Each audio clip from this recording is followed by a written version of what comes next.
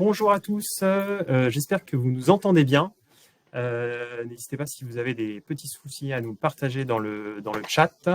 Donc, bienvenue à ce webinaire sur le décret tertiaire et sur les déclarations opérates. On est là pour répondre à toutes vos questions sur le sujet. Je vois qu'il y a un certain nombre de connectés déjà. Ce que je vous propose, c'est qu'on commence doucement, peut-être par commencer par un petit tour de table et une présentation des modalités du webinaire avant de rentrer dans le vif du sujet. Peut-être commencer par un petit tour de table. Donc moi, de mon côté, je m'appelle Thomas Magui-Sourdin, je travaille à la Direction Générale des Entreprises en tant que chef de projet transition environnementale. Et je travaille notamment sur tous les sujets de financement de l'efficacité énergétique du tertiaire. Bonjour à toutes et tous, Maëline Ferret, je suis chef du bureau de la performance énergétique à la DHUP au sein du ministère de la Transition écologique et de la cohésion des territoires. Je suis en charge du pilotage réglementaire du dispositif éco-énergie tertiaire dont on va parler aujourd'hui. Bonjour à tous et à toutes, merci d'être aussi nombreux aujourd'hui. Je suis également à la Direction Générale des Entreprises, Jémilie Jaffar, et je suis chef de projet pour la transition environnementale des commerces. Bonjour à tous, Gaspard Bricou, je suis chef de projet transition énergétique écologique chez l'immobilière Kingfisher France, donc les anciennes Castorama Brico Dépôt. Et je m'occupe notamment du déploiement du décret tertiaire pour l'immobilière. Merci à tous. Et merci Gaspard d'avoir accepté de faire partie des entreprises, d'être l'entreprise qui témoigne à ce webinaire. Je présente aussi Emerson Cabane, qui est ingénieur à l'ADEME, qui fait partie des experts nationaux chefs de projet Opérate, donc qui est spécialisé sur la plateforme et qui nous rejoindra à 11h pour vous parler de la prise en main de la plateforme. Voilà, n'hésitez pas également, pour ceux qui nous entendent, à nous confirmer que vous nous entendez bien. J'en profite pour parler aussi de l'outil Livestorm. Donc, si vous avez des questions, vous pouvez nous les adresser dans l'onglet dédié questions en cliquant sur poser une nouvelle question. Ou si vous avez des retours d'expérience, des choses que vous aimeriez partager, n'hésitez pas également les témoignages à nous les partager dans le chat. On sera ravis de vous lire. Je vois Michel qui nous dit bonjour, nous entendons parfaitement, super. Voilà, donc contrairement à ce qui est écrit, c'est une petite coquille, vous pouvez poser vos questions à n'importe quel moment, on aura des sessions dédiées pour y répondre. On aura également des questions de sondage, sentez-vous libre d'y répondre, mais les réponses sont évidemment anonymes, donc l'idée c'est surtout pour nous de savoir un petit peu où est-ce que vous en êtes dans vos déclarations, etc.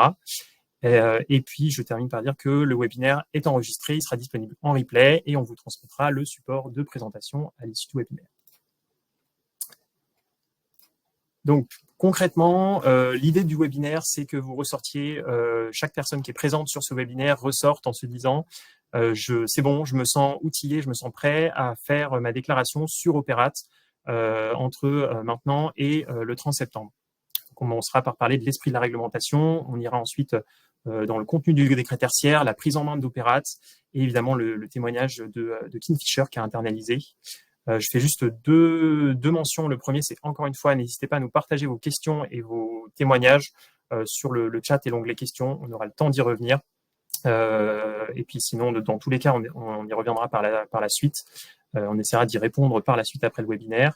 Et le deuxième point, c'est concernant l'outre-mer. On ne parle pas nécessairement de l'outre-mer, mais le décret tertiaire est bien dans le périmètre de l'outre-mer. Donc, si vous avez des questions spécifiques à ça, n'hésitez pas à nous les partager. Peut-être un premier sondage pour mieux vous connaître, savoir un petit peu quel est votre secteur d'activité. Voilà, vous avez normalement un sondage qui va s'afficher sur votre écran. Voilà, c'est pour un petit peu savoir où est-ce que vous en êtes, de quel secteur. Donc, je vois beaucoup de commerces de gros, logistiques, les différents commerces, des bureaux, des hôtels, des entreprises de transport. Voilà, je vois énormément de diversité. Les commerces qui ont l'air d'être plutôt bien représentés. Serveur IT, un petit peu de santé, un petit peu de sport, art, culture. Très bien. Bon, je trouve que c'est très positif de voir qu'il y a beaucoup de diversité dans les entreprises qui sont représentées. Ça veut dire que les fédérations, notamment, et les entreprises ont bien relayé le webinaire. Merci aussi à CCI et au CMA qui ont relayé les informations, qui ont permis aussi de transmettre toutes ces informations. Bon, sans plus attendre, je vous propose de passer au vif du sujet. Donc, a priori, vous êtes toutes et tous concernés par la réglementation qui s'applique aux tertiaires. Gémilie, est-ce que tu peux nous en dire plus peut-être sur l'esprit de cette réglementation qui s'applique aux entreprises ? Oui, avec plaisir. Merci Thomas. Donc effectivement, avant de vous détailler pas à pas ce qu'est le décret tertiaire, comment est-ce qu'il faut faire vos déclarations sur la plateforme Opérate, on voulait un petit peu dézoomer sur les enjeux de consommation énergétique pour vous en tant qu'entreprise, en tant que propriétaire de vos locaux, en tant qu'exploitant de vos locaux ou encore en tant que fédération de professionnels. Puisqu'on voulait profiter de ce webinaire pour rappeler le rôle vraiment éminent des bâtiments dans la consommation énergétique en France. Comme vous le voyez à l'écran, 47% de l'énergie finale consommée en France l'est par les bâtiments. Donc par bâtiment, on entend les bâtiments de l'État, les ménages, les locaux du tertiaire marchand que vous représentez aujourd'hui en tant que participant à ce webinaire, les usines, etc. Bref, les bâtiments, c'est des milliards de mètres carrés en France qui sont chauffés, qui sont climatisés, qui sont équipés, etc. Et donc, ça consomme énormément d'énergie. Et en fait, ces consommations énergétiques ne sont pas neutres pour l'environnement puisqu'elles représentent presque un quart des émissions nationales de gaz à effet de serre. Et donc, pour réduire ces impacts, l'effort, il doit être double. Il doit à la fois porter sur le neuf, donc sur les nouveaux bâtiments. Et donc, vous avez peut-être déjà entendu parler des réglementations thermiques qui concernent le neuf, donc la RT 2012, les réglementations énergétiques comme la RE 2020. Et surtout, les actions doivent porter sur le parc existant, donc qui est colossal. Et donc, c'est dans ce cadre que plusieurs lois nationales, depuis plusieurs années, sont prises. Plusieurs directives au niveau de l'Union européenne sont aussi votées. Et tous les textes d'application également qui viennent préciser ces obligations sont pris.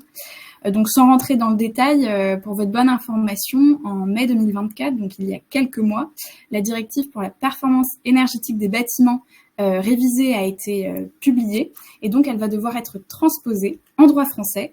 Et elle s'accompagne en fait de nouveaux impératifs à atteindre, que ce soit dans le résidentiel ou dans le non-résidentiel.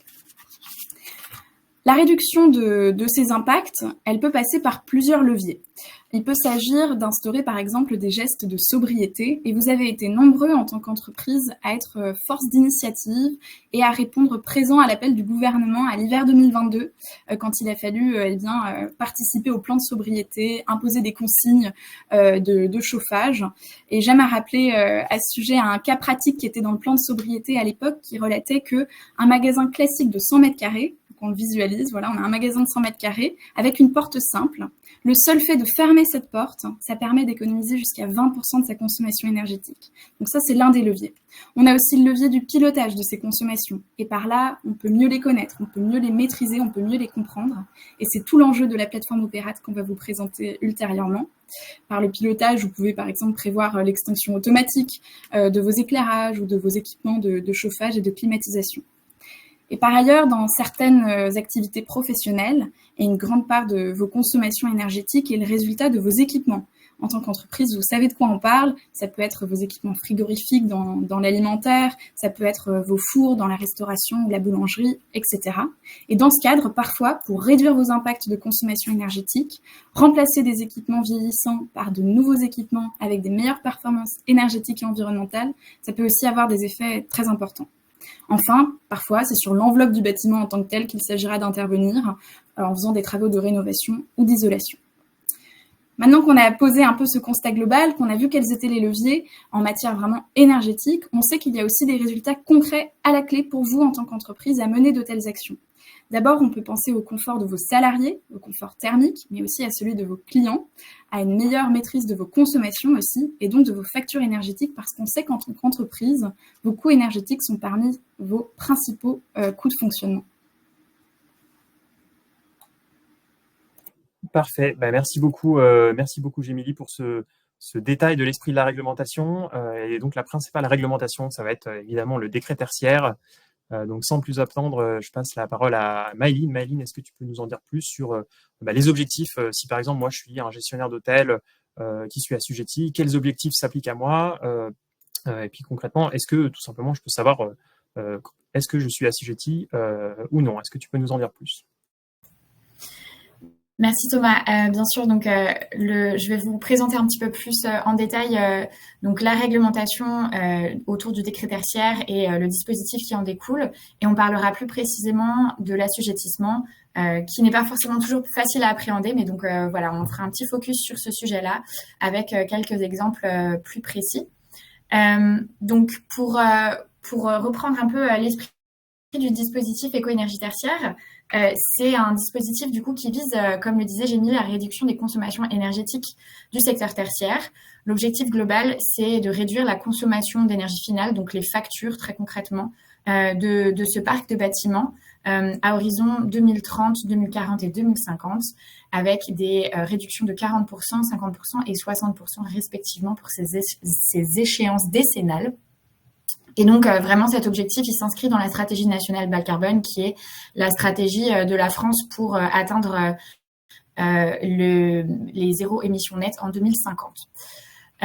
Donc, ça se décline, cet objectif, de manière très concrète pour les assujettis au sein des bâtiments et des établissements concernés, par le choix entre l'atteinte d'une valeur relative, c'est-à-dire exactement la même chose que je viens de dire, une consommation de moins 40% en 2030, moins 50% en 2040, moins 60% en 2050, par rapport à une année de référence que je vais choisir moi-même et qui ne peut pas être antérieure à 2010. Donc ça, c'est la première option. Ça va s'orienter plutôt pour les bâtiments qui ne sont pas encore très performants, qui n'ont pas fait l'objet de rénovation récente, par exemple.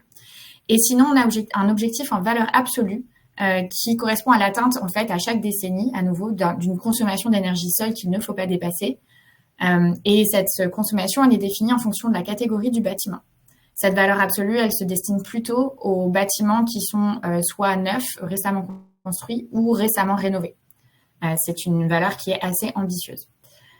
Donc, comme le disait Jérémy plus tôt, ce dispositif, il vise vraiment à des leviers d'action sur l'intégralité en fait des actions à disposition des acteurs du tertiaire, donc à la fois sur la rénovation énergétique, mais aussi la sobriété des usages, la qualité et l'exploitation des équipements, le pilotage, donc tout ce qu'a pu citer Jérémy auparavant.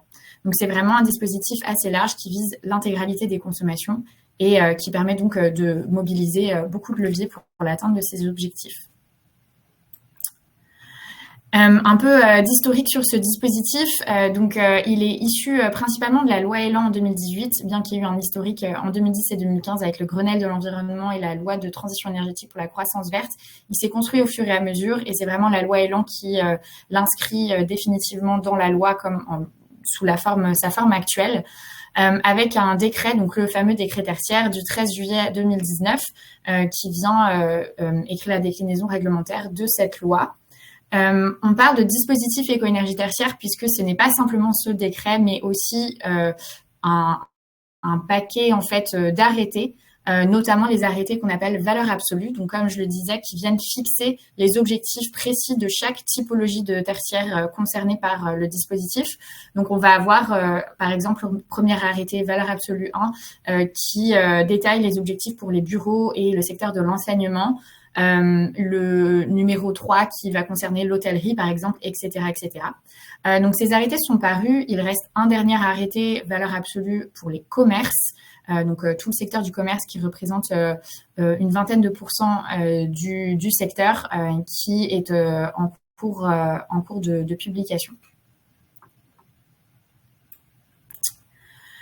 Une des particularités du dispositif éco-énergie tertiaire, c'est que, en fait, pour pouvoir obtenir ces objectifs et pour pouvoir suivre, en fait, les progrès vis-à-vis de ces objectifs, il est également demandé dans la réglementation de déclarer ses consommations énergétiques de manière annuelle sur cette fameuse plateforme Opera, pour laquelle vous aurez une présentation plus précise par la suite. Donc, cette plateforme, elle permet de faire cette remontée annuelle des consommations par les assujettis, à la fois les propriétaires et les occupants des locaux. Elle permettra donc à la fin de cette année, en décembre 2024, d'obtenir sa notation éco-énergie tertiaire qui permet de se situer par rapport à à quel point mon établissement est vertueux vis-à-vis des objectifs qui me sont fixés, et qui permettra également d'obtenir une attestation annuelle sur laquelle je reviendrai et qui est à joindre pour toute transaction immobilière. Au cours de l'année 2025, des nouvelles fonctionnalités s'ajouteront à la plateforme Opera qui permettront notamment de faire du benchmark, c'est-à-dire se situer soit par rapport aux autres assujettis du secteur et permettre ainsi de comprendre les consommations. Donc, cette déclaration sur la plateforme Opera, elle doit se faire chaque année avant le 30 septembre, et donc cette année avant le 30 septembre 2024, mais elle doit ensuite se répéter chaque année et elle permet ainsi de suivre les progrès vis-à-vis des objectifs. Donc, cette attestation annuelle, comme je le disais, c'est une attestation qui prend la forme là de l'exemple au milieu. Elle fournit à la fois la notation éco-énergie tertiaire qui, comme je le disais, permet de se situer par rapport à l'objectif en valeur absolue et donc montrer à quel point l'établissement est vertueux ou pas et est bien situé sur sa trajectoire d'atteinte de l'objectif. Et cette attestation, elle est à fournir obligatoirement lors d'un achat ou d'une location du bien concerné. Donc, c'est vraiment un document officiel qui, dès lors que vous l'obtiendrez à la fin de l'année 2024, sera à fournir lors des transactions immobilières et ça permet de vraiment donner un peu la valeur verte de l'établissement ou du local concerné en termes d'atteinte des objectifs de la réglementation. Donc ça, c'est pour illustrer un petit peu sur cette slide, comme je le disais précédemment, en fait, le choix de l'objectif, donc entre l'objectif en valeur relative ou l'objectif en valeur absolue. On a représenté ici deux cas. Donc le cas numéro 1, c'est un local assujetti qui est peu performant, qui a une consommation relativement élevée, qui n'a par exemple jamais fait de rénovation énergétique de son local et donc une consommation relativement élevée. On voit ici que l'objectif en valeur relative est plus facile à atteindre puisque la marche à franchir est moins grande pour ce cas-là. Donc, c'est plutôt vers l'objectif en valeur relative que ce local va s'orienter. Pour un local assujetti qui est plus performant, donc encore une fois, qui a par exemple fait l'objet de rénovations récentes, la marche à franchir pour atteindre un moins 40% en 2030 va être bien plus importante, voire dans certains cas peut-être impossible à atteindre. Et donc, c'est plutôt le seuil en valeur absolue que ce local va viser. À savoir que ces bâtiments neufs ou récemment rénovés peuvent atteindre cet objectif en général via une exploitation rigoureuse et des actions de sobriété énergétique, donc sans refaire des investissements de rénovation du local. Pour se concentrer un petit peu plus sur l'assujettissement, comme je le disais, l'assujettissement au dispositif, il est très large, c'est quasiment universel, donc c'est à la fois les bâtiments existants et neufs, et on a une notion de seuil de surface de 1000 m². Donc ce seuil de surface de 1000 m², il est à comprendre de trois manières différentes.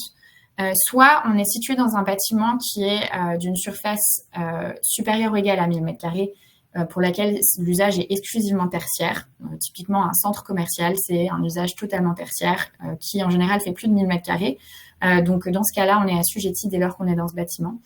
Soit on est dans une partie de bâtiment qui peut être un usage mixte, donc il peut y avoir un usage tertiaire et un usage, par exemple, résidentiel. Il faut que, dans ces cas-là, le cumul des surfaces tertiaires soit supérieur ou égal à 1000 m². Soit c'est un ensemble de bâtiments qui est situé sur la même unité foncière ou un même site, et dès lors que le cumul des surfaces tertiaires à nouveau sont supérieurs ou égales à 1000 m² sur ce site, alors on est également assujetti. Donc ça, typiquement, si je suis par exemple une industrie et puis j'ai un bâtiment avec la restauration d'entreprise et un autre bâtiment avec les bureaux et que le cumul de ces deux bâtiments font une surface supérieure à 1000 m², alors ces bâtiments sont assujettis au dispositif. Donc, c'est un dispositif qui concerne à la fois le public comme le privé, et il y a quelques rares exemptions qui concernent les constructions provisoires, les lieux de culte et les activités à usage opérationnel de fins de défense, de sécurité civile ou de sûreté intérieure. Pardon. Maëline, pardon, je me permets de t'interrompre juste pour dire qu'il y a énormément de questions, on reçoit énormément de questions. Donc merci, on y répondra, il y aura une petite session de Q&A juste après. Voilà, et ensuite je crois que tu voulais nous parler de l'assujettissement, c'est ça ? Tout à fait. Rentrer un petit peu plus dans le concret. On a donc mis à disposition sur la plateforme Opera, dans la rubrique des ressources, un logigramme qui permet d'essayer de s'y retrouver justement par rapport à cette notion d'assujettissement et comprendre est-ce que je suis assujettie. Donc la première question à se poser, c'est est-ce que je suis propriétaire ou preneur à bail de mon établissement. Si ce n'est pas le cas, évidemment, je ne suis pas assujettie puisque seuls les propriétaires et preneurs à bail des locaux sont assujettis. Je n'ai pas d'obligation réglementaire, mais j'ai toujours la possibilité d'utiliser Opera si je le souhaite. Il faut savoir qu'Opera est une plateforme qui est ouverte à toutes et tous sans distinction sur le fait qu'il soit assujetti ou pas. Donc, je peux l'utiliser pour obtenir des objectifs si je le souhaite, renseigner mes consommations si je le souhaite, et donc faire un suivi malgré le fait que je ne sois pas assujetti au dispositif. On va se placer donc dans le cas où je suis propriétaire ou preneur à bail, ce qui est probablement le cas de la plupart des personnes présentes ici. Je me pose ensuite donc la question de savoir si mon établissement héberge des activités tertiaires. À nouveau, probablement le cas ici pour la plupart des personnes présentes, donc sauf les quelques exemptions dont j'ai parlé, les constructions provisoires, les lieux de culte ou les activités de défense, toutes les activités tertiaires sont concernées. Est-ce que mon bâtiment cumule une surface de plancher d'activité tertiaire supérieure à 1000 m²? Là, ce qui est important de se poser comme question, c'est qu'en fait, je ne suis pas seule dans mon bâtiment. Peut-être qu'il y a d'autres locaux tertiaires dont la surface de plancher, en fait, va en cumuler, faire une surface tertiaire supérieure à 1000 m². Et donc, cet assujettissement, il se regarde à l'échelle vraiment de l'intégralité des locaux tertiaires au sein du bâtiment.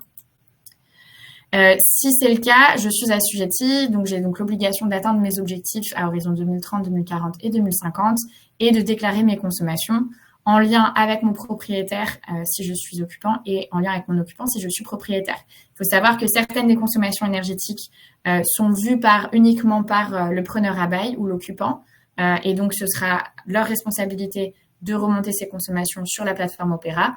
Et certaines consommations énergétiques ne sont vues que par le propriétaire ou certaines surfaces, par exemple, ne sont vues que par le propriétaire. Et donc, ce sera la responsabilité du propriétaire d'effectuer la déclaration sur la plateforme Opera. Si mon bâtiment n'a pas un cumul de surface de plancher d'activité tertiaire supérieur à 1000 m², je regarde si mon bâtiment a un lien fonctionnel avec d'autres bâtiments où il est placé sur une unité foncière qui comprend d'autres bâtiments. Si ce n'est pas le cas, je ne suis pas assujettie, mais si c'est le cas, je regarde est-ce que le cumul de surface de plancher tertiaire, à nouveau, est supérieur à 1000 m². Et si c'est le cas, je suis bien assujettie et donc je suis soumise à ces obligations. Voilà, vous pouvez retrouver ce logigramme d'assujettissement à nouveau sur Opera, dans la rubrique ressources. Et je pense que je m'arrête là. Je laisse la parole à Jémilie peut-être pour quelques exemples plus précis d'assujettissement et je pense qu'ensuite on pourra répondre aux questions. Oui, tout à fait. Merci beaucoup, Maëline, pour ces présentations. Et donc, pour vous accompagner à savoir si oui ou non vous entrez dans le champ d'application du décret tertiaire, et on a déjà vu pas mal de questions à ce sujet dans le chat, donc cette slide devrait permettre d'y répondre en partie. Eh bien, vous pouvez vous poser la question de savoir si vous appartenez au moins à l'une de ces trois situations. Donc, est-ce qu'en premier lieu, vous exercez votre activité ou pas dans un bâtiment qui est exclusivement alloué à un usage tertiaire d'une surface de plus de 1000 m²? Par exemple, est-ce que vous occupez des bureaux de 1200 m²? Est-ce que vous avez un hôtel de 1600 m²?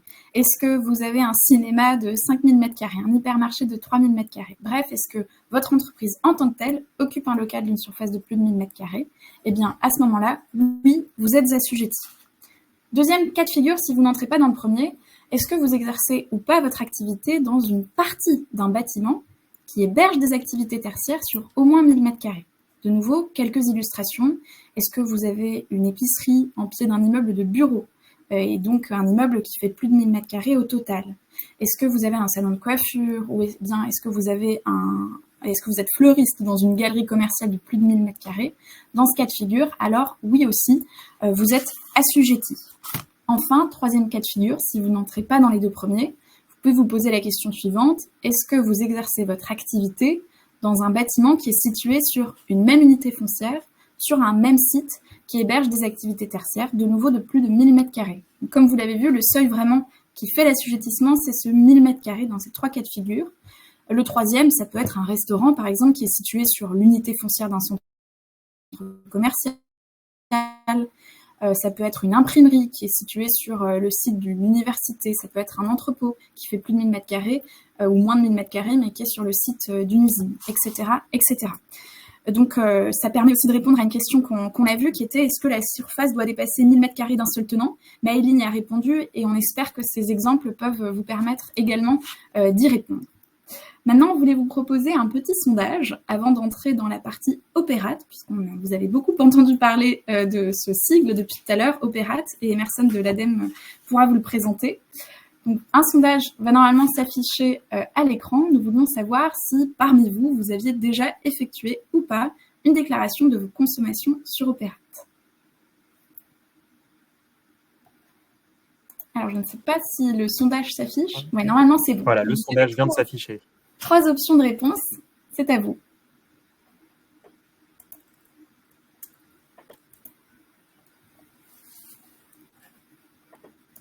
Je crois qu'il y a eu un petit, une petite coquille. Il me semble que c'était le 3e sondage, donc on y a répondu de façon anticipée.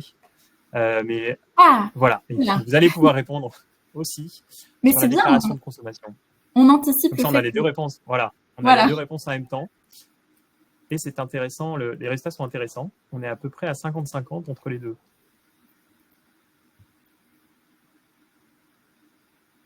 Ouais, je vois qu'on est à peu près à répartition équivalente, 46% non, 44% oui, en partie. Pour les entreprises qui ont déjà réalisé leur consommation, n'hésitez pas à nous partager vos témoignages. Est-ce que vous avez rencontré des difficultés ou non? Est-ce que ça s'est bien passé? On reçoit énormément de questions dans le chat, donc on essaie d'y répondre au fur et à mesure et on aura un moment dédié également pour en parler. Je présente rapidement Emerson qui vient de nous rejoindre. Bonjour Emerson. Donc tu es un petit peu le spécialiste d'Opérate, tu fais partie des experts nationaux qui travaillent sur la plateforme, chef de projet à l'ADEME. Est-ce que tu peux nous parler de la déclaration sur Opérate concrètement? Si moi par exemple je suis un commerçant et demain je vous pose la question, je dois faire ma déclaration parce que je sais que je suis assujetti. Comment est-ce que je m'y prends? Oui, bonjour Thomas, bonjour à tous. J'espère que vous m'entendez bien. Super. Oui, du coup, c'était intéressant de voir que dans le sondage, on est à peu près sur du 50-50 entre des personnes qui ont déjà fait ou jamais fait une déclaration sur Opérate. Donc, tout l'objet de cette présentation, c'est de voir justement comment cela se passe, quelles sont les finalités de la plateforme et comment ça se passe concrètement de faire ces déclarations. On pourra aussi répondre à vos questions, bien sûr, si vous en avez. Donc, avant de rentrer vraiment dans le vif du sujet, quelques rappels un petit peu de base sur Opérate. Ça a été rappelé par Maëline à l'instant, mais en fait, c'est chaque année, les locaux assujettis au dispositif éco-énergie tertiaire, ils doivent désormais faire l'objet d'une déclaration de consommation d'énergie sur la plateforme Opéra. Donc, il y a plusieurs objectifs à ça. Le premier, c'est le principal, et c'est ce qu'a rappelé Maëline sur l'attestation annuelle, c'est d'abord de pouvoir se situer par rapport aux objectifs de réduction de consommation qui sont fixés par la réglementation pour savoir où on en est année après année. Donc ça, c'est le premier objectif, on va dire, d'ordre réglementaire. Mais il y a aussi un deuxième intérêt, il y aura un deuxième intérêt à cela, c'est aussi la déclaration sur Opéra permettra de situer son niveau de consommation à une échelle nationale, locale, sectorielle, à travers du benchmark que proposera la plateforme une fois qu'il y aura suffisamment de déclarations qui auront été accumulées. Donc, comme ça, un commerçant qui déclare une activité de supermarché, par exemple, pourra situer annuellement sa consommation par rapport à des déclarations similaires à la sienne pour savoir où est-ce qu'il se situe. Donc, la règle générique est qu'au 30 septembre de l'année N+1, les déclarations, c'est la date limite pour faire ces déclarations de l'année N. Donc là, si on prend l'exemple de l'année en cours, au 30 septembre 2024, dans un peu plus de 3 semaines, c'est la date limite pour que les déclarations de consommation de l'année 2023 soient faites sur Opéra. Donc maintenant, après ces quelques rappels de base faits, on va voir comment ça se passe concrètement de faire une déclaration. Donc, il y a un peu des étapes préalables qui sont peut-être aussi les plus chronophages avant de faire ces déclarations sur Opéra. Tout d'abord, c'est de faire l'inventaire, notamment à travers les explications et le logigramme qui a été présenté des locaux tertiaires pour savoir lesquels sont concernés par le dispositif, entre ceux que j'occupe, ceux pour lesquels je suis preneur à bail, et également ceux que je possède, où je ne suis pas forcément preneur à bail. Ensuite, pour les locaux dans une situation propriétaire preneur à bail, c'est important, il y a eu beaucoup de questions dans le chat à ce sujet, d'assurer un peu, de contacter le propriétaire si je suis le preneur à bail ou le preneur à bail si je suis le propriétaire, pour bien coordonner les actions à faire, identifier celles qui ont déjà été effectuées sur Opera et se mettre d'accord sur le qui fait quoi pour les actions qui restent à faire. Ensuite, il y aura un travail de recensement, on va dire, des quelques informations qui sont attendues. Certaines, on a besoin de les avoir qu'une seule fois, comme le numéro ciré du preneur à bail, du local, le numéro cirant du propriétaire. Et après, il y aura certaines informations qui seront potentiellement à déclarer chaque année, comme la répartition des surfaces, on va le voir juste après, et bien sûr, c'est le fondement même de la déclaration, les consommations par type d'énergie. Et pour cela, là on aborde ça très rapidement, il y a quelques ressources qui ont été mises en œuvre, et en particulier lorsqu'on démarre sur Opera, la meilleure ressource c'est peut-être la vidéo de démonstration de la plateforme Opera, où on fait un peu cet exercice pas à pas vraiment sur la plateforme pour voir comment une déclaration se fait depuis la première connexion jusqu'à l'achèvement des déclarations de consommation. Et donc, comment ça se passe très concrètement une fois ces étapes préalables effectuées? La première étape, c'est une étape assez classique d'inscription, parce qu'on va devoir faire ces déclarations sur un espace propre sur Opera. Donc d'abord, il faut s'inscrire. C'est des informations assez classiques, le nom, prénom, mail qui sont attendus. Et il y a l'information la plus particulière, c'est le numéro ciré de la société à laquelle on appartient, qu'il faudra renseigner lors de l'inscription. Ensuite, avant de faire vraiment des déclarations, on peut sur Opera prendre connaissance des actions qui ont déjà été effectuées. On a certains écrans qui s'appellent un peu des écrans de recherche, soit qui concernent le patrimoine, soit les déclarations de consommation, et qui permettent de voir sur une entité donnée, par exemple sur l'entité de l'ADEME, on peut voir sur Opera l'inventaire de tous les locaux tertiaires qui ont déjà été déclarés, soit par quelqu'un en interne à l'ADEME, soit par une autre partie prenante, un propriétaire d'un local occupé par l'ADEME par exemple, et on peut faire exactement le même travail sur les consommations. On peut voir l'inventaire des consommations qui ont déjà été déclarées sur la plateforme. Ça permet de bien identifier ce qui a déjà été fait pour pouvoir vraiment se concentrer sur ce qui reste à faire. Et ensuite, donc, sur ce qui reste à faire, la première étape sur Opera, avant de pouvoir déclarer des consommations, c'est d'abord de faire la déclaration du patrimoine assujetti, donc du local tertiaire qui est assujetti. Donc, le terme technique, c'est EFA. Et là, les principales, donc c'est un parcours en plusieurs étapes. Et nous, le conseil que l'on peut donner, c'est vrai qu'il y a différents modes opératoires pour faire ces déclarations sur Opera. Un mode, on va dire, un peu plus unitaire, qui est le fait de faire ces déclarations écran par écran sur l'interface. C'est le mode opératoire à utiliser, on va dire, quand on a peu de locaux qui sont concernés, on va dire entre 1 et 10 locaux, par exemple. Quand on en a plus, on a des modes un peu plus automatisés qui existent, comme le dépôt de fichiers CSV, où là, cela consiste à faire ces déclarations, renseigner l'ensemble des informations attendues sur un tableur et à envoyer ce tableur sur Opera pour, en une seule opération, répercuter l'ensemble des déclarations d'un coup. Mais ce que l'on conseille, nous, c'est de vraiment, au moins pour les premières, faire ces déclarations par le biais de l'interface, parce que c'est là où on a un peu les compléments d'informations nécessaires sur les termes techniques ou ce qui est attendu en termes d'informations à déclarer. Et donc, pour la déclaration du patrimoine, les principales informations attendues, c'est le numéro ciré de l'occupant, celui qui est le preneur à bail sur le local tertiaire, le numéro cirant du propriétaire, il peut y avoir plusieurs propriétaires. Ce sont un peu les principales informations attendues. Il y en a d'autres qui sont un peu plus faciles, même si on ne les a pas à retrouver, comme les informations sur la parcelle. Donc, voilà, ça c'était peut-être les quelques informations essentielles un peu particulières à collecter. Ensuite, une fois que le patrimoine il a bien été déclaré, donc l'entité fonctionnelle elle existe sur Opera, propriétaire et preneur à bail peuvent soit conjointement renseigner les déclarations de consommation ou soit se transmettre les informations en amont pour que l'une des deux parties renseigne l'intégralité des informations attendues. Donc là, pour déclarer des consommations sur Opera, on a un parcours sur l'interface, on a un menu consommation, on peut cliquer sur déclarer des consommations. Et là, le principe est simple, on sélectionne un patrimoine, une EFA qui a déjà été déclarée, une année qui fait l'objet de la déclaration, Et on peut comme ça déclarer les quelques informations attendues lors de la déclaration de consommation. Il y en a une, tout d'abord, enfin, une des principales informations qu'il faut déclarer, c'est la répartition des surfaces selon les typologies d'activités qui sont exercées dans le local tertiaire.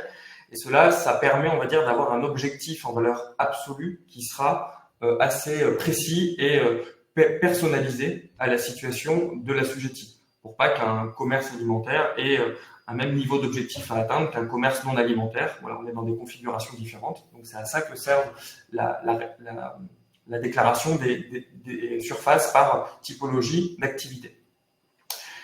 Et ensuite, si on se concentre sur l'autre information essentielle qui est attendue lors d'une déclaration de consommation, c'est les déclarations des consommations selon les différents types d'énergie qu'il est possible de déclarer. Donc là, on doit renseigner ces consommations d'électricité, de gaz, de bois, etc.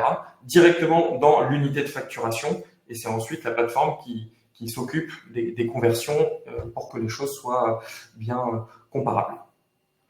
S'il y a des questions, je propose de les prendre dans le chat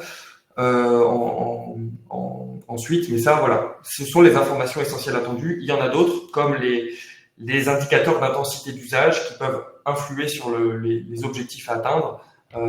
Mais on pourra y revenir s'il y a des questions sur ces paramètres, on va dire de second ordre qui peuvent être déclarés. Et on a le même conseil sur les déclarations de consommation. On peut très bien utiliser les modes les plus automatisés, comme les dépôts de fichiers CSV, mais vraiment ce qu'on conseille, c'est à minima pour là où les deux premières déclarations, d'aller sur l'interface pour bien comprendre les informations qui sont attendues et disposer des compléments d'explication, de définition, qui permettront de mieux comprendre ce qui est à déclarer.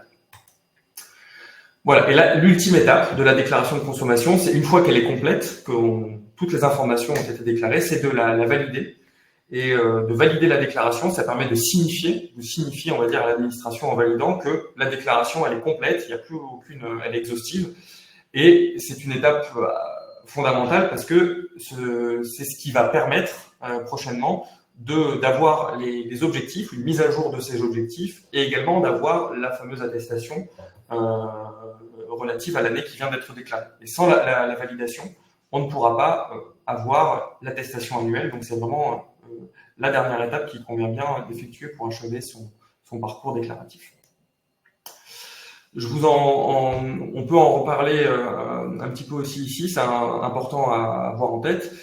On a parlé du coup des modes opératoires un petit peu plus automatisés. Donc là, par exemple, une enseigne d'envergure nationale qui a plusieurs centaines de locaux en France, bien sûr que faire ces déclarations unitairement sur Opera, ce serait extrêmement chronophage. Donc là, ce qu'on peut conseiller, c'est d'utiliser les modes les plus automatisés qui existent. Donc il y a les dépôts de fichiers CSV, où il y a même les déclarations par API. Donc c'est-à-dire on peut, avec son propre système d'information, si on a déjà toutes les informations attendues dans le cadre des déclarations de consommation, on peut ne même pas avoir besoin d'aller sur Opera pour renseigner ces consommations. Donc là, ce que l'on conseille pour utiliser ces modes opératoires plus automatisés, c'est d'abord de prendre connaissance des ressources dédiées à ces sujets dans l'onglet ressources d'Opera. On a un onglet dédié aux imports CSV qui permettent de bien comprendre comment formater les données pour que l'import puisse être correctement interprété par Opera. On a un fonctionnement similaire sur l'usage des API. Ensuite, le travail, ce sera de renseigner ces données, par exemple sur un fichier CSV ou dans son propre système d'information interne pour ce qui est des API. Et ensuite, pour ce qui est par exemple du dépôt de fichier CSV, on a un endroit dédié sur Opera où on peut déposer un fichier CSV de consommation. Et là, la plateforme vous dira quasi immédiatement le nombre de lignes qui avaient été recensées, combien ont pu être acceptées, combien ont été rejetés, pour quel motif, s'il y a eu des rejets, il y a eu certaines lignes n'ont pas pu être acceptées, ce qui permettra par exemple de retravailler les fichiers, de le redéposer pour que l'ensemble des déclarations puissent être correctement interprétées. Quelques points aussi sur Opera, donc je le redis parce que c'est important, donc c'est c'était juste sur la slide d'après. La validation est une étape importante parce qu'elle permet de calculer les objectifs et de proposer à terme les fameuses attestations. Et également parce que c'est aussi une des finalités d'Opéra d'apporter de la connaissance sur le secteur tertiaire, sa caractérisation, ses consommations. On vous invite à consulter pour celles et ceux qui sont intéressés, le premier bilan qui a été dressé sur les données déclarées sur Opéra. Il a été publié au mois de juin 2024, donc c'est assez récent.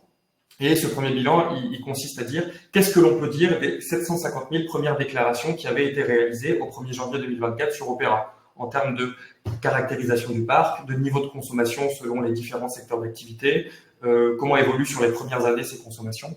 Voilà, ce sont des enseignements qu'on peut retrouver dans ce premier bilan, qui est disponible sur la librairie de l'ADEME. En tapant Opéra, on tombe assez rapidement dessus. Et enfin, on peut terminer cette présentation par les quelques difficultés que nous, on a recensées sur ces deux premiers exercices. Donc là, on est en plein dans le troisième. Et sur les deux premiers, voilà ce qu'on peut dire des quelques difficultés et des points que l'on apporte pour y répondre dans un objectif d'amélioration continue. Le premier, c'est la montée en compétences. C'est vrai qu'il y a un travail à faire pour se familiariser avec les notions réglementaires. On parle de FA, on parle d'objectifs en valeur absolue, on parle de typologie d'activité qu'il faut déclarer. Il y a une certaine montée en compétences qui dans cette phase de démarrage du dispositif réglementaire sur le dispositif qui est pas neutre, et également il y a aussi une montée en compétences sur la plateforme Opéra. On a bien conscience que c'est une plateforme de plus qu'il faut appréhender pour faire des déclarations et que tout ça n'est pas forcément évident pour tout le monde. Donc là, il y a des supports qui existent. J'ai parlé de tutoriels vidéo sur Opéra. Je crois qu'il y a des supports de formation aussi qui sont déjà existants dans l'onglet ressources pour vulgariser les principales notions réglementaires. Ils seront enrichis de supports vidéo, je crois, prochainement. Une des difficultés, on l'a bien vu dans les questions, c'est le fait de coordonner aussi les actions dans des situations propriétaires-preneurs à bail. Nous, c'était dans notre cahier des charges de faire une plateforme qui permette aussi bien aux propriétaires qu'aux preneurs à bail de réaliser des actions sur Opéra. Donc c'est vrai que c'est assez souple, mais ça nécessite une certaine coordination lorsqu'on est dans cette situation. Et voilà, c'est un dialogue qui est peut-être nouveau à mettre en place sur le sujet des consommations d'énergie. Il y a le travail aussi de recensement des données qui sont attendues. Donc là, ce que l'on peut conseiller, au moins pour les premières années, c'est peut-être de se concentrer en priorité sur les informations qui sont obligatoires à déclarer. Et pour celles et ceux qui n'ont pas d'emblée l'ensemble des informations, il y a certaines modalités qui ont été mises en œuvre pour faciliter, on va dire, les déclarations. Par exemple, on a une manière de déclarer ces surfaces en ayant recours aux activités dites par défaut, où on peut déclarer, on va dire, l'activité la plus représentative du local tertiaire sans passer par l'inventaire en détail. Et ensuite, ce sont les déclarations des années suivantes qui pourront être affinées lorsque les informations seront mieux connues, et ce qui permettra d'affiner le calcul des objectifs à atteindre lorsqu'on connaîtra ces activités de manière détaillée. Il en est même sur la consommation des usages thermiques, de chauffage, de refroidissement. C'est pas une information obligatoire dans un premier temps, mais elle permettra à terme de fiabiliser le calcul d'ajustement en fonction des variations climatiques. Ça, c'est un peu les premiers points. Aussi, on a d'autres points sur le processus déclaratif en lui-même. Nous, on est vraiment à l'écoute des retours. Notre objectif, c'est que la déclaration se fasse prenne le moins de temps possible aux assujettis pour qu'ils puissent vraiment se concentrer sur les actions à mettre en œuvre pour réduire les consommations. Donc, on a tenu compte des premiers retours. On essaye de faciliter les modes opératoires, surtout en masse, qui sont de plus en plus utilisés pour les démocratiser. On a mis en place des API, je le disais, elles n'étaient pas disponibles au début. On a mis en place des API à l'été dernier pour répondre à une certaine demande aussi. Et on voit que ça commence à être massivement utilisé. On va améliorer aussi l'interfaçage avec les gestionnaires de réseaux de distribution pour que vous puissiez retrouver sur Opéra directement vos consommations issues de vos compteurs. Et aussi, on a eu des retours qui nous invitaient à un peu recentrer des informations qui sont connues aujourd'hui de manière un peu éclatée sur Opéra, faut le reconnaître. Donc, on a un travail un peu de rationalisation des différents écrans pour que ce soit plus facilement appréhendable. Et le dernier point, et je terminerai par là pour respecter le timing, c'est aussi d'apporter du sens. C'est un vrai enjeu d'apporter du sens au fait de faire ces déclarations, qu'Opéra soit pas seulement un exercice obligatoire réglementaire, mais que les assujettis qui font leurs déclarations puissent vraiment trouver de l'information. Donc, on a essayé d'améliorer aussi, de donner des visions synthétiques annuelles où une entité peut voir une année donnée, combien de locaux allaient déclarer, quelle surface ça représentait, quel niveau de consommation ça représentait, et de pouvoir suivre ces macro-informations, on va dire, annuellement. On a publié, j'en parlais juste avant, un premier bilan de l'utilisation d'Opera, plutôt à l'échelle nationale, pour que chacun puisse voir qu'est-ce que ça donne en termes d'informations, quelles informations on peut commencer à dégager de ce qui a été déclaré sur Opera. Il y a bien sûr le calcul des objectifs et la délivrance des attestations qui va permettre aussi, enfin, de mieux se situer par rapport aux objectifs à atteindre. Et j'en parlais aussi des fonctionnalités de benchmark pour mieux se situer, savoir est-ce que l'on est plutôt dans ceux qui consomment le moins sur une activité donnée à l'échelle nationale, à une échelle géographique plus restrictive, ou est-ce qu'on se situe voilà, dans ceux qui consomment le plus pour pouvoir mieux appréhender ces consommations et mieux agir au final sur son patrimoine. D'accord. Merci beaucoup, Emerson, pour ta présentation. Je pense que on se sent tous très outillés pour faire sa propre déclaration Opérate. Je refais de la publicité aussi pour les 2 vidéos dont tu as parlé qui sont disponibles sur Opérate, que moi je trouve également de très bonne qualité et qui sont très didactiques. Emerson est très didactique, donc je vous les recommande chaudement. Je vous propose de passer à une petite session de questions-réponses. Donc tout d'abord, merci beaucoup à toutes et tous pour nous avoir partagé vos questions. On en reçoit énormément, donc malheureusement, on va être obligé de les prioriser. Et encore une fois, on essaiera de revenir vers vous pour des questions, notamment pour toutes les questions techniques qui sont très propres à un secteur en particulier ou un cas de figure. Peut-être commencer par une question qui nous a été beaucoup posée, peut-être pour toi, Maëline. Quand est-ce que seront disponibles les attestations d'objectifs en valeur absolue, en valeur relative sur Opérate, et notamment une question sur la publication de l'arrêté prochain sur les valeurs absolues 3 pour le commerce. Est-ce que tu peux nous partager des éléments sur la disponibilité de ces attestations ? Oui, alors donc l'attestation annuelle, donc qui comprend les objectifs à la fois en valeur relative et en valeur absolue, et l'affichage de ces objectifs aussi qui sera opérant en fait sur Opera. Tout ça c'est prévu d'ici la fin d'année. Donc normalement au début du mois de décembre. Et donc vu que la grosse majorité maintenant des activités, donc excepté les commerces effectivement, ont bien eu leurs objectifs qui sont publiés via les arrêtés qu'on a pu prendre au fur et à mesure. On est en train d'intégrer ces objectifs dans la plateforme avec l'ADEME et ces objectifs seront donc disponibles pour les assujettis, comme je le disais, d'ici la fin de l'année. Donc une fois qu'ils auront fait leur déclaration pour l'année 2024 et validé cette déclaration, ils pourront obtenir leur attestation avec leurs objectifs. En ce qui concerne l'arrêté sur les valeurs absolues des commerces, comme je le disais, c'est un arrêté qui est en cours, qui est vraiment dans le circuit. Au vu de la situation politique récente, ça a pris du retard, mais ne vous inquiétez pas, c'est en cours. Donc voilà, prochainement, cet arrêté devrait également paraître. Merci Maëline. Je poursuis peut-être avec une question plus technique, mais qui nous a été posée plusieurs fois. Est-ce que les parties à usage privé d'un bâtiment, par exemple un hôtel, doivent être déclarées? Donc, on nous a mentionné les greniers, les caves. Et je complète aussi, est-ce que les infrastructures funéraires, on nous a beaucoup posé la question, sont concernées par le décret tertiaire? Peut-être pour toi, Emerson?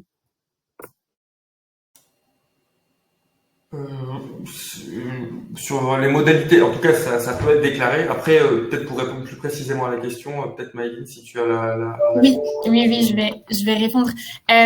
Donc, les parties à usage privé, donc je crois que la question portait précisément plus sur un hôtel pour lesquels il y avait une partie à usage résidentiel privé dans ce même bâtiment. Donc, en fait, toutes les parties qui sont à usage privé, qui ne reçoivent pas du public, qui ne sont pas à usage tertiaire, donc typiquement de l'habitation principale, ça ne rentre pas dans le cadre du dispositif et ça ne doit donc pas être compté pour le seuil de surface. Ce n'est pas considéré comme de la surface tertiaire. Les greniers et caves ne sont pas comptabilisés non plus dans la définition de la surface de plancher. Donc, elles ne sont pas comptabilisées non plus pour le seuil des 1000 m². Quant aux infrastructures funéraires, c'est bien, ça rentre bien dans la définition du tertiaire et donc elles sont bien concernées. On fera une FAQ dédiée prochainement sur ce sujet puisqu'on reçoit beaucoup de questions sur comment déclarer ces infrastructures. Donc on mettra en ligne une FAQ dédiée sur le sujet sur la plateforme Opera. Super. Merci beaucoup, Maëline, pour ces réponses. Je continue sur une brève question sur les dom-tom. Alors, on nous a demandé si on devait déclarer les points de vente dans les dom-tom. A priori, ces points de vente doivent être déclarés. Tout à fait. Le dispositif s'applique à la fois à la France métropolitaine, mais aussi aux départements et régions d'outre-mer. Donc, tous ces départements et régions sont également concernés. D'accord. Je continue avec une question qui est revenue extrêmement fréquemment. Donc, la répartition entre le propriétaire et le locataire dans la réalisation du plan d'action. Souvent, dans le plan d'action, on nous dit moi, je suis locataire, les bénéfices vont plutôt à moi, alors que c'est mon propriétaire qui paye. Inversement, on nous dit que parfois, le propriétaire bénéficie des actions qui sont mises en place par le locataire, alors que il ne réalise pas nécessairement les travaux. Est-ce que tu peux nous en dire plus sur la répartition entre sur le plan d'action entre le propriétaire et le locataire, qui doit prendre en charge quoi? Oui, et je donnerai également peut-être la parole à Emerson pour parler plus sur la partie d'accès aux déclarations des uns et des autres sur Opera. Mais peut-être pour rappeler l'esprit du dispositif éco-énergie tertiaire en termes de responsabilité propriétaire et locataire. Donc, comme c'est un dispositif qui vise à la réduction de l'intégralité des consommations du bâtiment et pas uniquement les consommations qui sont liées au chauffage, à la ventilation et sur lesquelles les leviers seraient uniquement de l'isolation au changement des systèmes et donc la responsabilité porterait sur le propriétaire. Là, on est vraiment sur l'intégralité des consommations, inclus aussi les consommations de process qui sont propres à l'activité tertiaire concernée. Donc, par exemple, les frigos des commerces alimentaires rentrent aussi dans le champ du dispositif. Et donc, il y a une notion de co-responsabilité entre propriétaires et locataires, puisque il y a une partie des consommations sur lesquelles le propriétaire est responsable et une partie des consommations sur lesquelles le locataire est responsable. Donc, c'est vraiment une co-responsabilité à avoir en tête. Les deux sont concernés à la fois par l'atteinte des objectifs et les deux sont concernés par la déclaration sur Opera et sont vraiment assujettis au même titre dans le dispositif. La réglementation ne précise pas à ce stade une distinction précise sur qui est responsable de quoi ou quel levier relève de quel assujetti, donc entre propriétaire et locataire. La réglementation laisse ça aux soins des relations contractuelles entre propriétaire et locataire justement de se répartir la responsabilité. Néanmoins, il y a une obligation de se transmettre mutuellement, donc entre propriétaire et locataire, les consommations annuelles énergétiques réelles pour pouvoir justement, dont ils ont l'exploitation, pour pouvoir justement effectuer la déclaration. Donc, il y a un vrai besoin de communication entre propriétaire et locataire, à la fois pour se coordonner sur la déclaration, pour se communiquer les consommations énergétiques afin de pouvoir finaliser les déclarations et également, d'un point de vue contractuel, vraiment définir les responsabilités de chacun, à la fois sur la mise en œuvre du dispositif et aussi sur l'atteinte des objectifs et donc les investissements éventuellement nécessaires pour l'atteinte de ces objectifs. Je crois qu'il y avait une question également sur la visibilité des déclarations. Emerson, je ne sais pas si tu peux en dire un petit peu plus par rapport à ça. Oui, alors comment ça se passe sur Opera dans une situation propriétaire-preneur à bail? Donc la première étape, c'est de déclarer le patrimoine, et là c'est, on va dire, l'un ou l'autre qui peut déclarer le local tertiaire en question. Mais par contre, la responsabilité de celui qui fait la déclaration, ça va être de renseigner l'identifiant de l'autre partie. Donc si je suis propriétaire, je dois renseigner lors de la déclaration de patrimoine l'identifiant, donc le numéro ciré du preneur à bail. Et ensuite, je peux terminer la déclaration de patrimoine, ce qui va permettre en fait au preneur à bail, lorsqu'il se connectera sur Opera, de automatiquement avoir dans son espace de travail la déclaration du local tertiaire que le propriétaire a effectué, pour lequel il a désigné le preneur à bail comme occupant. Donc comme ça, ensuite, une fois que ce travail de déclaration de patrimoine a été effectué, propriétaire et preneur à bail pourront travailler ensemble sur les déclarations de consommation, donc que ce soit dans le fait de les réaliser, mais ils auront également une co-visibilité sur les déclarations de consommation qui ont été faites sur le patrimoine pour lequel ils sont identifiés comme étant une partie prenante. Voilà comment ça se passe sur Opera. Parfait. Eh ben, merci beaucoup, Emerson. Maëline, tu voulais dire quelque chose? Désolée, oui, Thomas. Juste pour compléter et finaliser là-dessus, donc sur la plateforme Opéra, dans l'onglet ressources, vous retrouverez au niveau des ateliers d'animation et de décryptage de la réglementation, l'atelier numéro 6 qui discute justement de l'organisation bailleur-locataire, qui permet de rentrer un petit peu plus dans le détail, de donner des exemples également de répartition de responsabilités.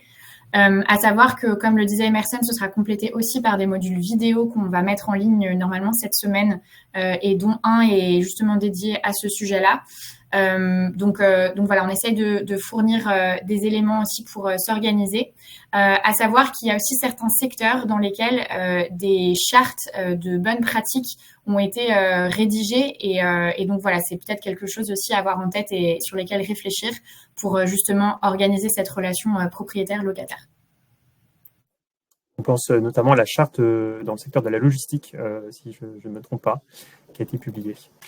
On a encore un petit peu de temps pour quelques questions. Donc, une question qui est revenue très régulièrement, c'est que se passe-t-il si je n'arrive pas à faire mes déclarations d'ici le 30 septembre sur Opérat? Est-ce qu'il y a des sanctions qui sont prévues? Voilà, que se passe-t-il?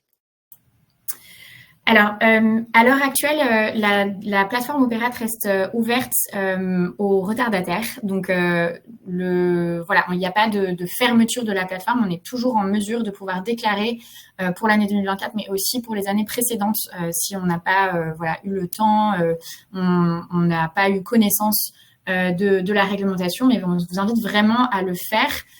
Puisque au fur et à mesure, cette plateforme finira par se fermer. Il y a un certain nombre de sanctions effectivement qui sont prévues par le dispositif. À l'heure actuelle, au niveau de l'administration, notre philosophie, c'est pas d'aller dans un régime de sanctions, de contrôle, mais plutôt d'accompagnement et de pédagogie. Donc là, tout de suite, maintenant, il n'y a pas de sanctions qui vont s'opérer directement sur les assujettis, puisqu'on essaye de vraiment les faire rentrer dans le dispositif et leur faire comprendre l'intérêt qu'ils peuvent avoir à réaliser ces déclarations.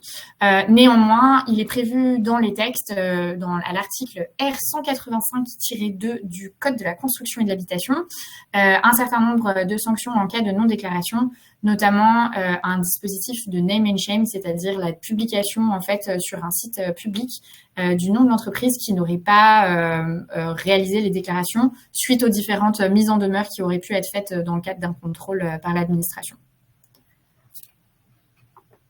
D'accord, merci beaucoup Maëline pour la clarification. C'est une question qui est revenue très souvent.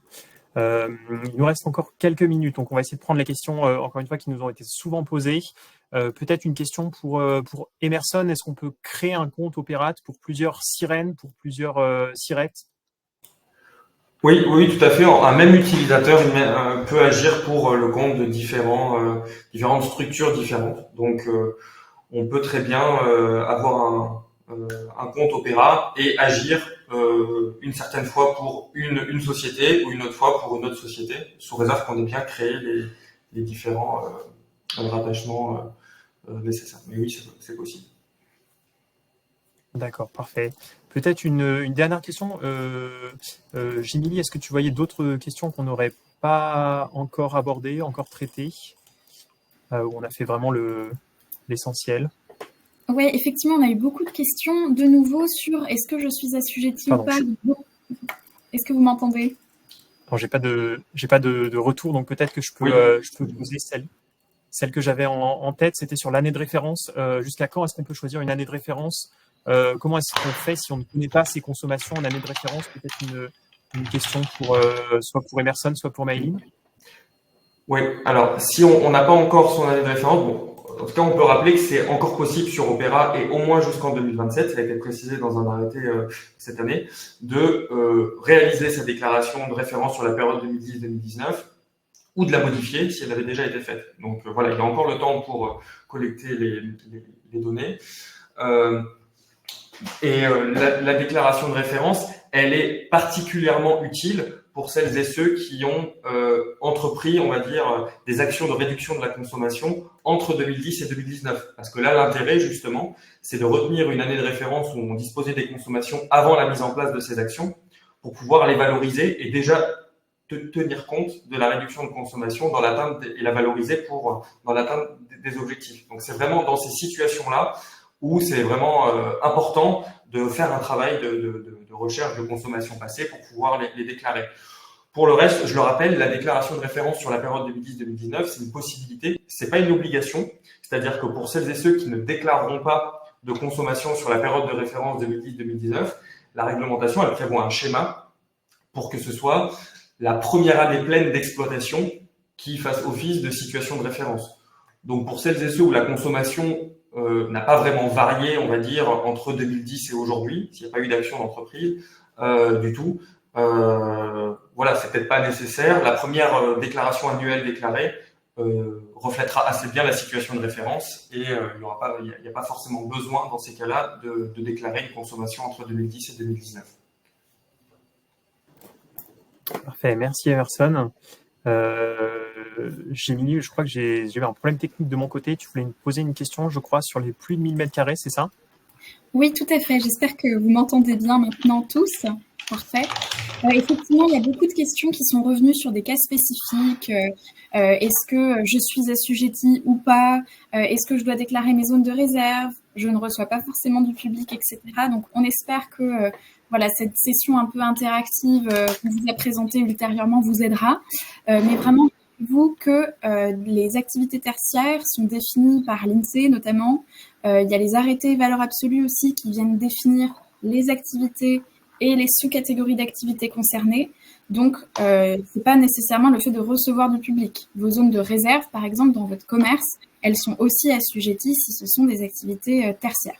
Donc voilà, je voulais juste clarifier ce point sur le fait de recevoir du public ou pas. Ce n'est pas ça qui fait que vous êtes du tertiaire ou pas. Et il y a plein d'autres caractéristiques.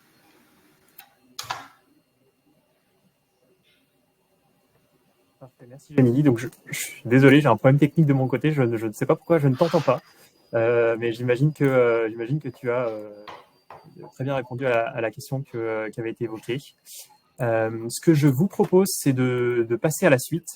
Donc peut-être un premier cas pratique, un petit cas pratique.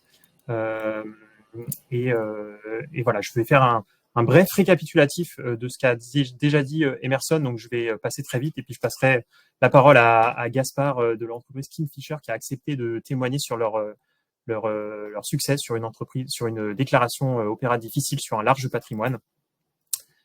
Donc, pour rappeler ce qui a déjà été dit donc plusieurs fois, je vais passer vite sur qui fait quoi entre propriétaire et occupant pour finaliser une déclaration opéra d'ici le 30 septembre.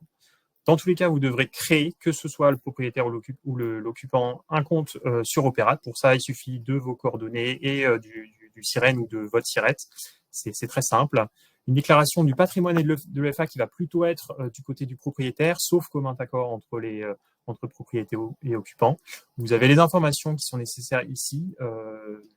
Et dans un second temps, la déclaration des consommations énergétiques et des surfaces, qui est plutôt du côté du locataire, de l'occupant, sauf encore une fois accord entre propriétaire et occupant. Dans tous les cas, c'est important qu'il y ait une passation d'informations entre le propriétaire et l'occupant. Le propriétaire va plutôt transmettre les informations concernant les locaux, donc le numéro de référence de l'EFA, l'identifiant unique bâtimentaire qu'il a choisi. Et de l'autre côté, le propriétaire doit transmettre également les consommations des espaces communs et des consommations réparties au tantième qu'on a, je crois, évoqué tout à l'heure, au locataire pour qu'il puisse déclarer à la fois ses consommations des parties privatives et les consommations du propriétaire lors de sa déclaration. Voilà, je redis qu'effectivement, la déclaration doit avoir lieu d'ici le 30 septembre. Et encore une fois, si vous avez des questions d'ici là, on vous transmettra une adresse contact pour transmettre vos questions. On essaie de répondre aussi à toutes les questions auxquelles on n'aura pas répondu dans la deuxième session qui arrive. Voilà, je ne serai pas plus long. Gaspard, je te laisse la parole. Peut-être, donc tu fais partie de l'entreprise Kingfisher. Tu as piloté, donc tu travaillais sur la déclaration opéra de l'entreprise. Est-ce que tu peux nous parler un petit peu de Kingfisher, nous dire comment est-ce que vous êtes organisé pour réaliser cette déclaration sur ce large patrimoine? Est-ce que vous avez rencontré des difficultés? Comment vous les avez surmontées? Voilà, toutes ces questions que sans doute les entreprises et les personnes qui nous regardent se posent également.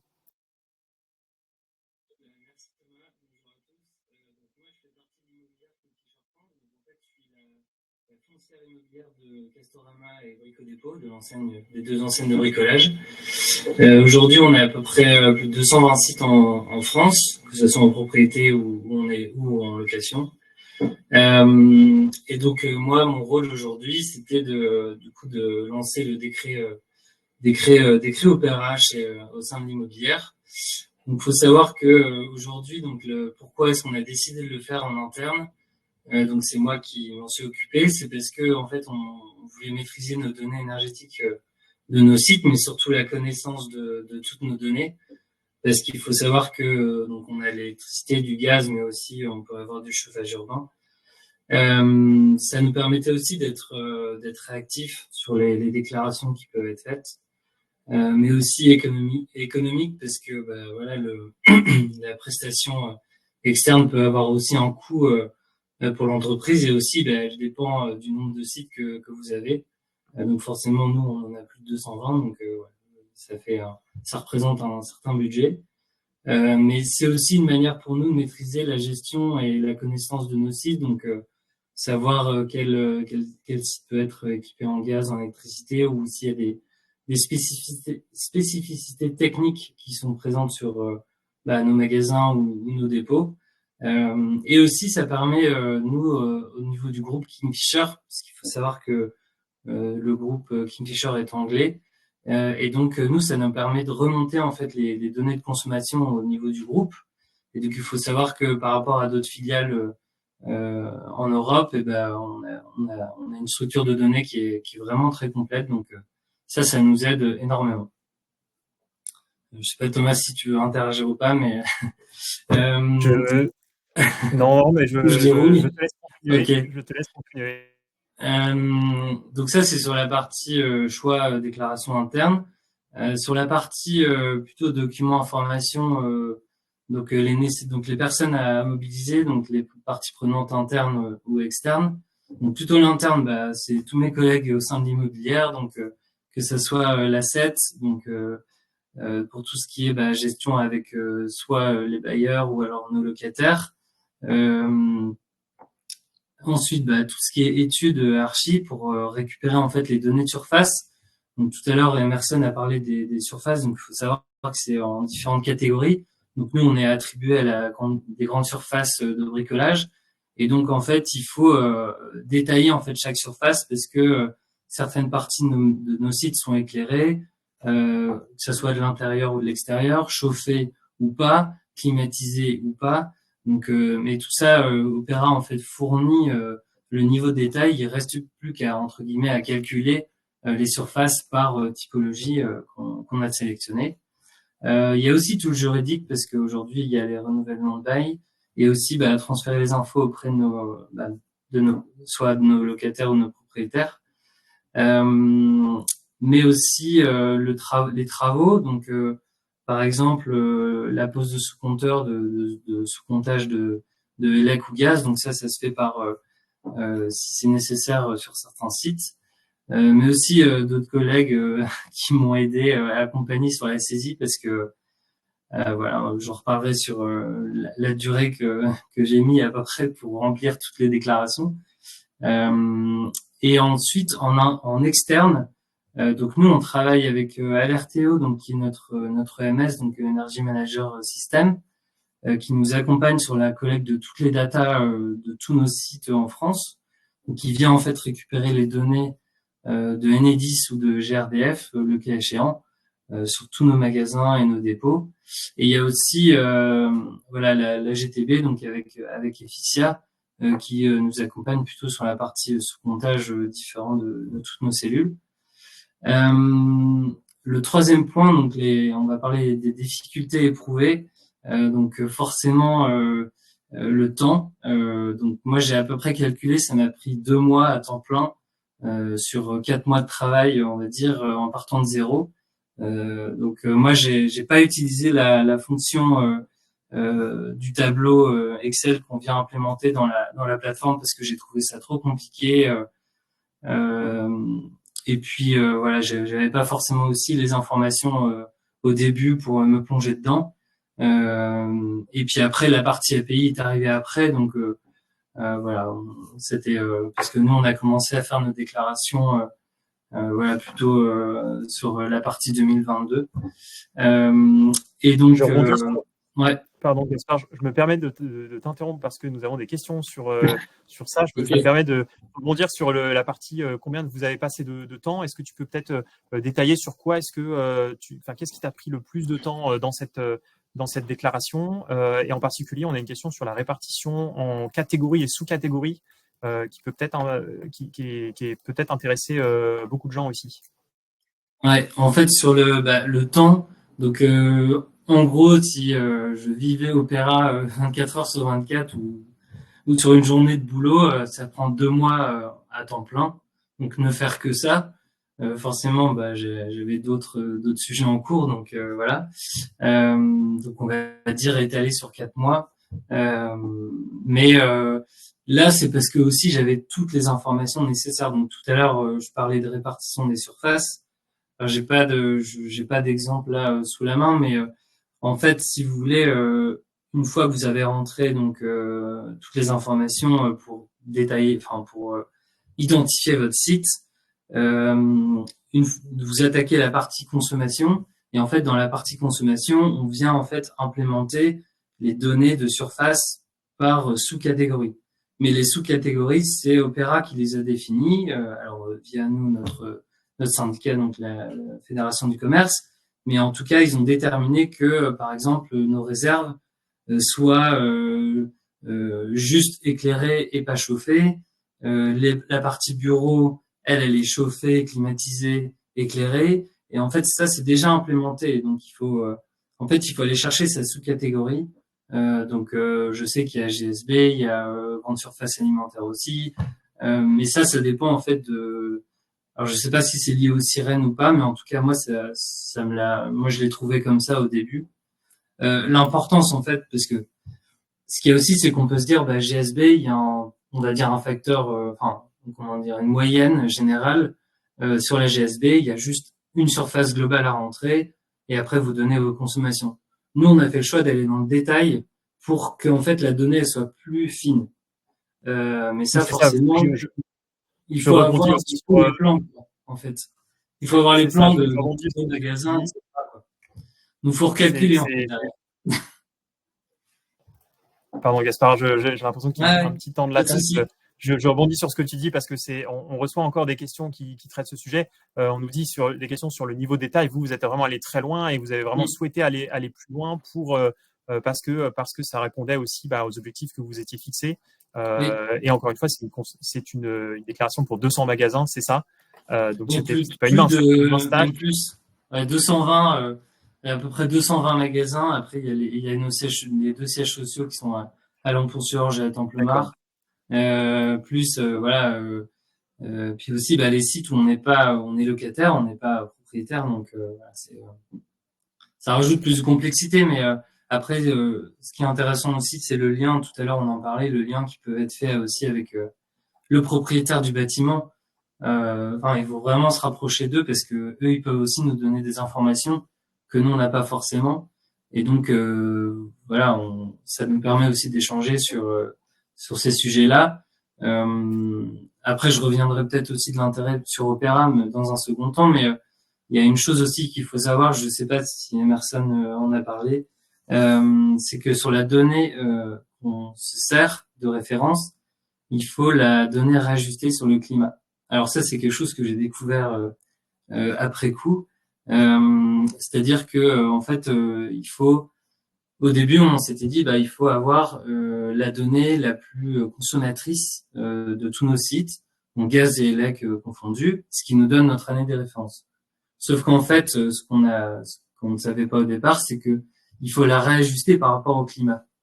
Et ça, je pense que c'est quelque chose qui peut être amélioré sur la plateforme, c'est de en fait faire que ce calcul arrive tout seul, parce que c'est vraiment, moi j'y connaissais pas grand-chose au début sur, on va dire, l'énergie quand je suis arrivé, même si voilà, mais et donc du coup, quand on parlait de DJ au début, du coup, genre qu'est-ce que c'est que cet acronyme entre guillemets, et du coup, en fait, peu de temps après, j'ai su qu'en fait, il fallait du coup prendre en compte ce facteur climatique.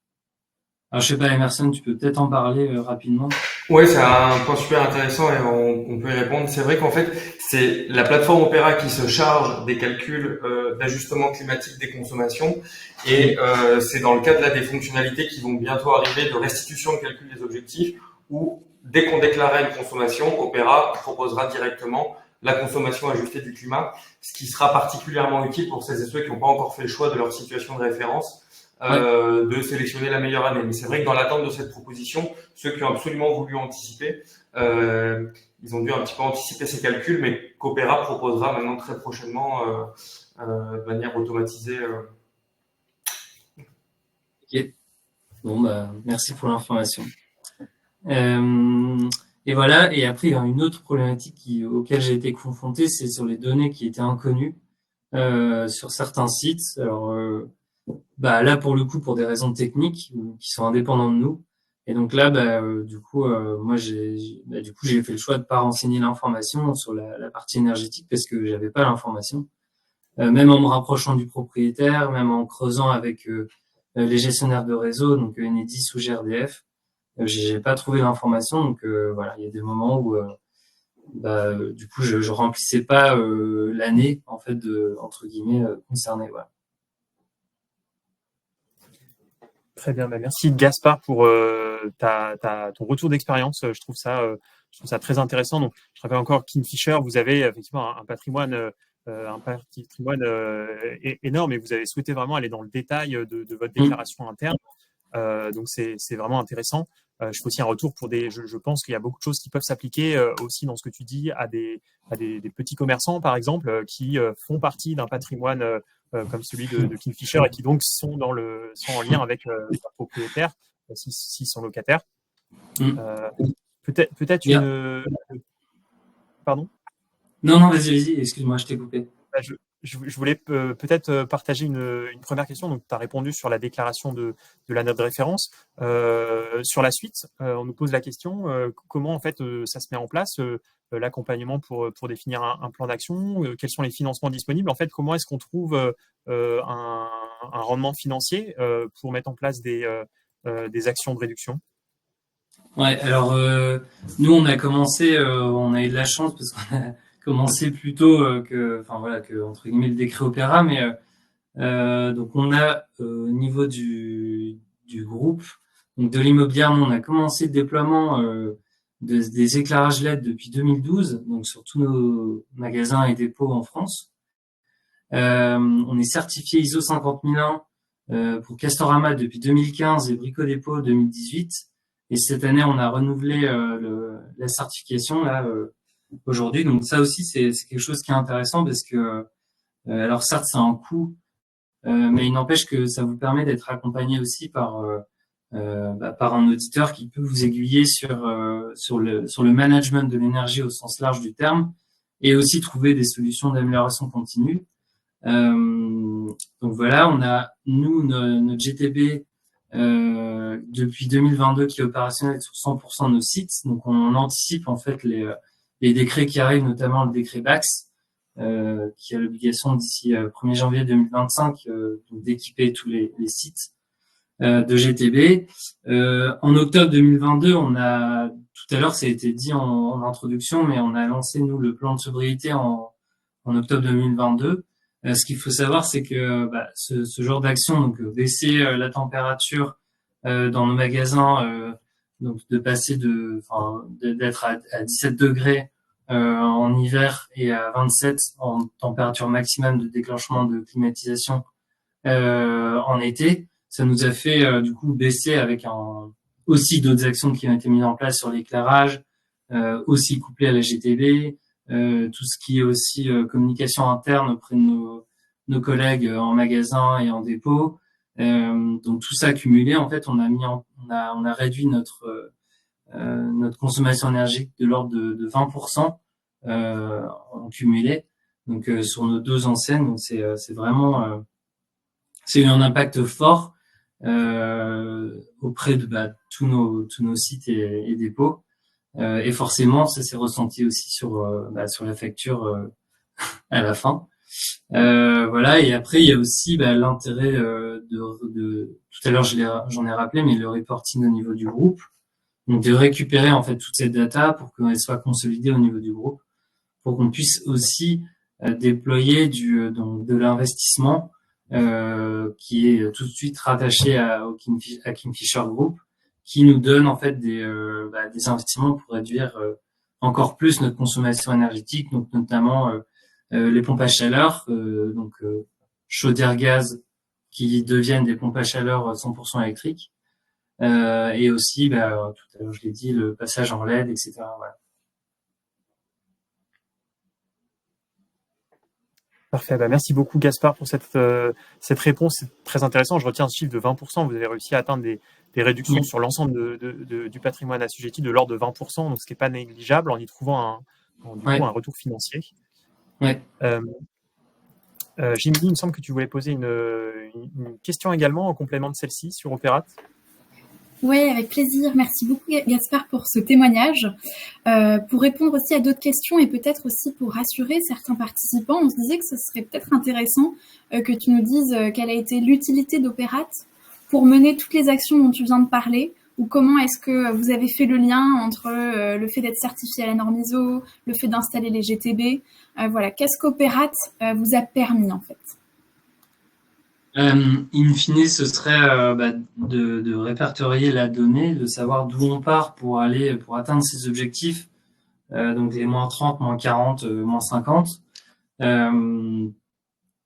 Et aussi, du coup, alors après, c'est peut-être, nous on le fait pas aujourd'hui, mais il y a peut-être des prestataires qui peuvent anticiper, du coup, proposer des choses, parce que tout est fait en interne chez nous, donc on n'a pas, entre guillemets, besoin à ce niveau-là, mais peut-être que des sociétés peuvent vous aider à trouver des solutions au coup par coup sur des équipements, mais nous on se dit toujours que la première chose à faire, c'est je sais pas, d'éteindre la lumière quand on sort des toilettes. Enfin, c'est des choses qui sont anodines, mais au final cumulées, on arrive quand même à des performances qui sont vraiment intéressantes. Donc voilà. Et en plus de ça, on a nos propres indicateurs aussi chez Kingfisher. Donc voilà, on essaie, en tout cas par rapport à nos indicateurs chez Kingfisher, on est déjà au-delà des attendus du décret tertiaire.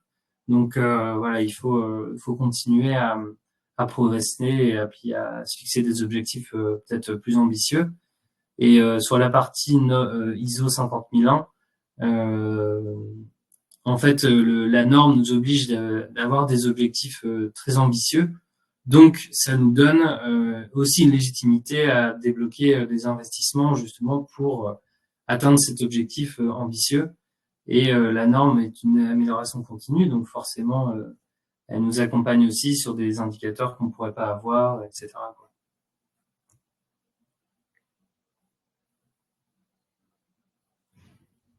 Merci pour ce retour. Je pense que ça complète bien aussi ce que tu as dit sur la partie retour financier.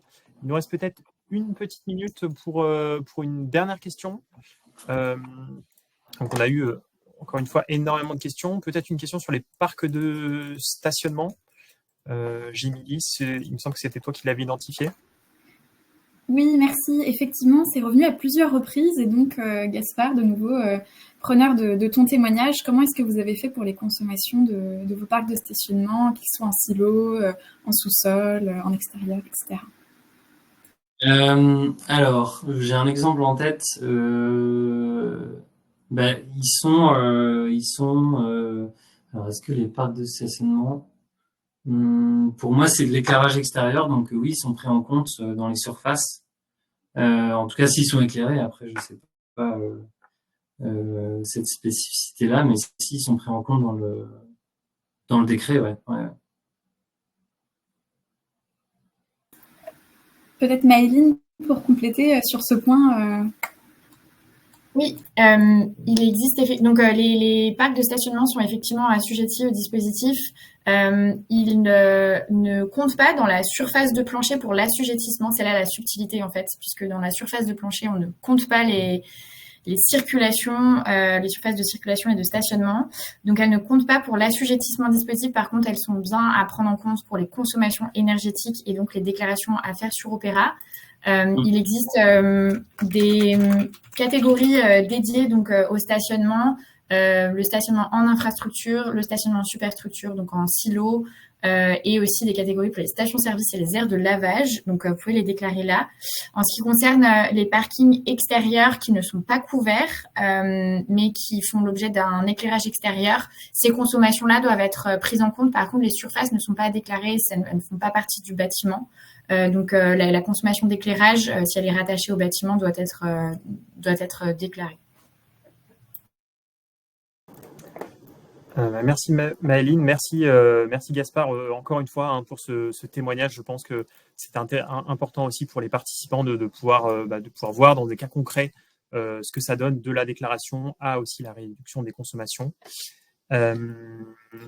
Pour la suite, on arrive bientôt à la fin de ce webinaire, donc je vous propose peut-être une ultime question pour la suite. Je te passe la parole, Jémilie. Oui, merci Thomas. Effectivement, avant de conclure ce webinaire que nous avons espéré instructif pour le plus grand nombre d'entre vous, on voulait vous poser une dernière question de sondage. Donc, elle est apparue tout à l'heure. Normalement, elle devrait apparaître de nouveau et donc c'est à vous. Est-ce que vous avez déjà mis en œuvre des actions pour réduire vos consommations et donc vos factures énergétiques? Oui, non, est-ce que c'est en cours?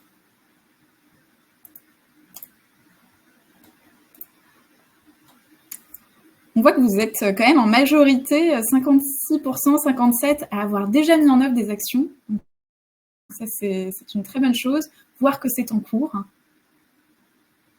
On va peut-être laisser encore quelques instants de réponse.